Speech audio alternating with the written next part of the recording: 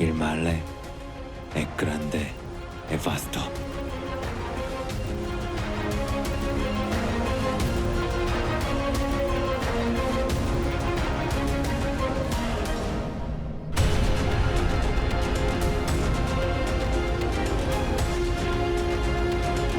Evil is prevalent and vehement. Let's talk about Vincenzo's finale. I thought I was really cool while I was flicking things, but like, you know, I'm not as cool as Vincenzo, but this is, makes me feel powerful.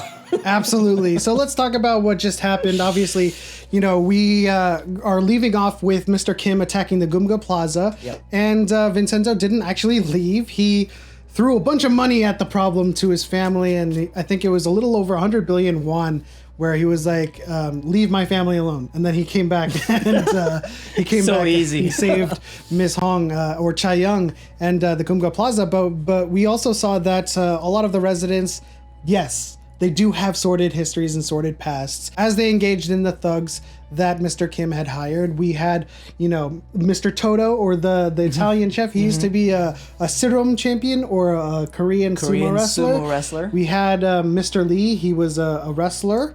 And we had his wife, who used to be a weightlifter. The dancer was a street fighter.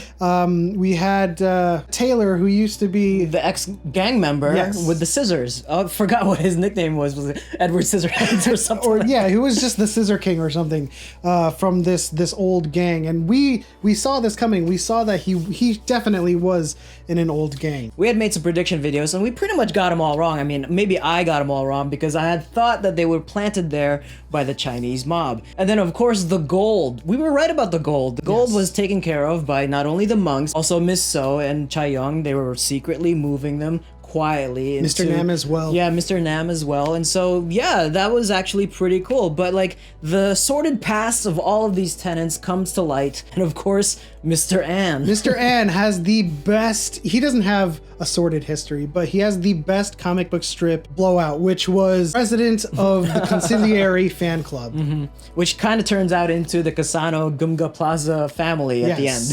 Absolutely. And rightly so, because, you know, we had always been saying for the past couple of episodes that they would become his mafia, that they would become his family. And they thanked Vincenzo at the very end there for bringing them together, because they had not, you know, had this cause or had anything to fight for. And this was the catalyst that brought them together, that brought them out of hiding and brought their pasts back to the forefront, but for a good cause. Yeah, now they have a reason to fight. And it was all because of Vincenzo bringing them together as a community. And now they stand tall, they stand together with anything that happens, as we saw in that last episode with Mr. Kim was trying to, like, you know, bring the redevelopment of that entire place again. And they stood tall and they stood together. And so moving forward, you know, everything is going downhill for the Babel group. Vincenzo is using the guillotine file. He's had enough of it with these people, and, you know, people are going to jail. The presidential candidate is in danger. The Babel Tower construction is now halted, and all of this is leading to, you know, them making the plans to release Hansuk early.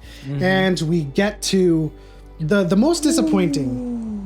This is a small disappointment in the finale. It's not that disappointing if you think about it. It's a little disappointing, but we get to the part where Cha Young is abducted along with Jang Han-soo, and this is, I don't know, we got this wrong because I didn't expect Vincenzo to be so unprepared for this, because, you know, episode after episode we have plan after plan, contingency after contingency, and suddenly he hasn't planned for this. Yeah, it's probably the one hole that the writers kind of, I don't know what the writers did here, but like every episode, every problem, Vincenzo has always had a plan.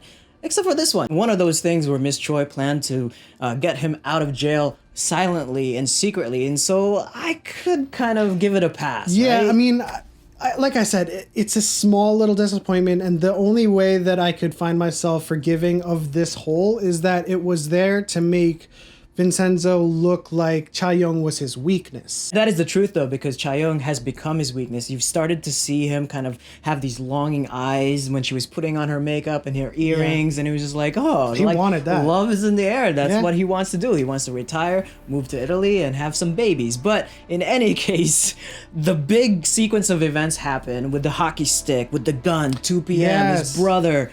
That Boom! was a tragic scene. I mean, Jang Han-soo was finally, you know, coming to grips with who he was going to be. He was on the phone calls, he was on his computer, he was running Babel Group legitimately. And Jung Han-suk returned and just completely ruined everything. Yeah, I mean, I think he died valiantly. He did the right thing. He was a hero. He finally, found his brother, which is Vincenzo, finally found that familial bond that he was looking for his whole life. And I really love his character, the arc that he went through from a bumbling idiot to, a well-known and respected brother. I'm kind of sad to see him go. And then, of course, this leads to a witch hunt or a wild goose chase where they're chasing down Jung Han-suk.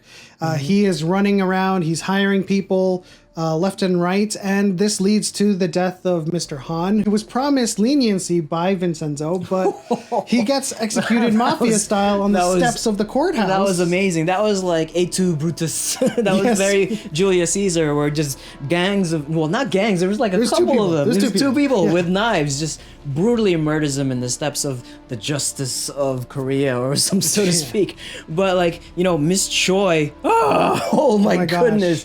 The deaths, we were trying to predict something that they, we had said in the last video that they were gonna, fade away into obscurity, but no, like these are some of the most brutal deaths that we've seen so far. So what do you think would be worse, the Spear of Atonement or being lit on fire? I honestly can't say, because I know I speak only for myself, so I'm not going to speak for you. I've never been set on fire, and I've never had a drill pierced into my chest until it pierces my lung, and then I immediately die.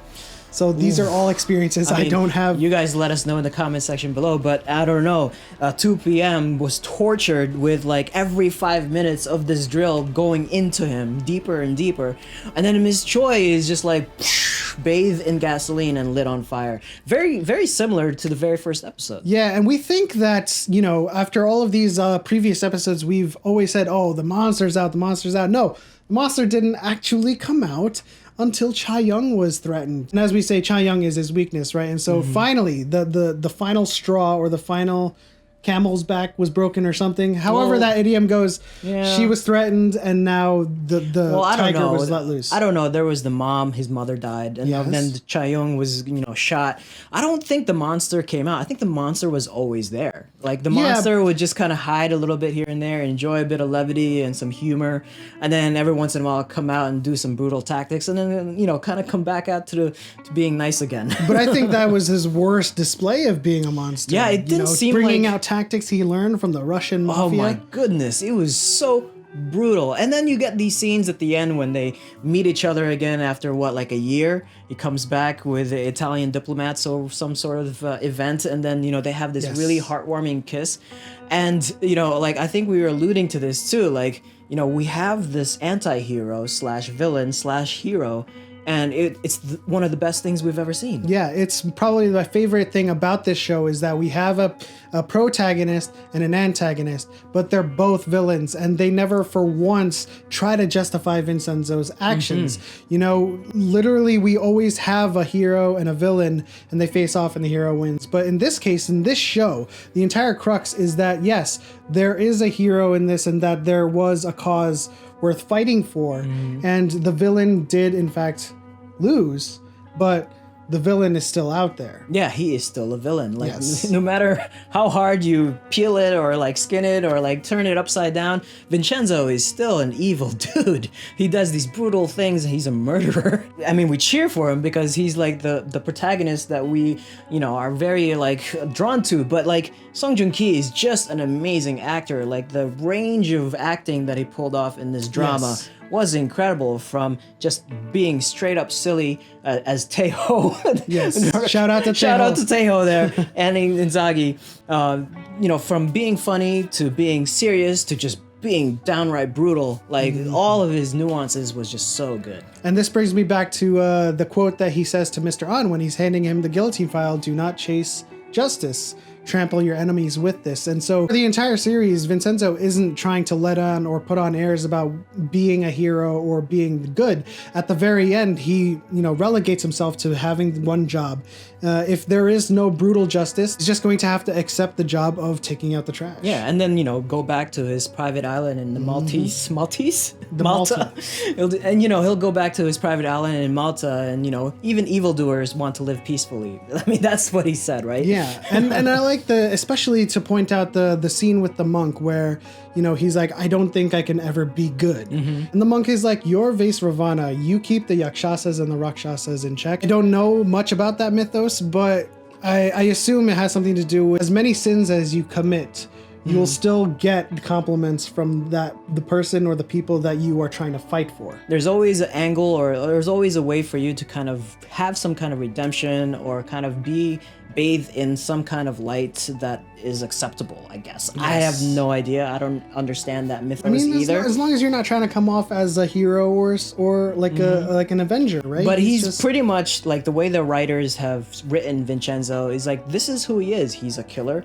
he's a villain, but he also has a heart and he has his principles, and if you mess with him, you're gonna die. So what would you give this series as a grade? For me, there's a small little disappointment with the lack of planning, but I can forgive it. So I would give it an A. Yeah, I think I'm gonna give it an A. I was hovering between an A and an A minus, but I think an A is very fitting for this one. That makes sense. I would have, I was hovering over A plus as well, but of course I have that small little disappointment. Don't hate me. But yeah, leave it in the comment section down below what you thought of this finale. Was it the ending you hoped for?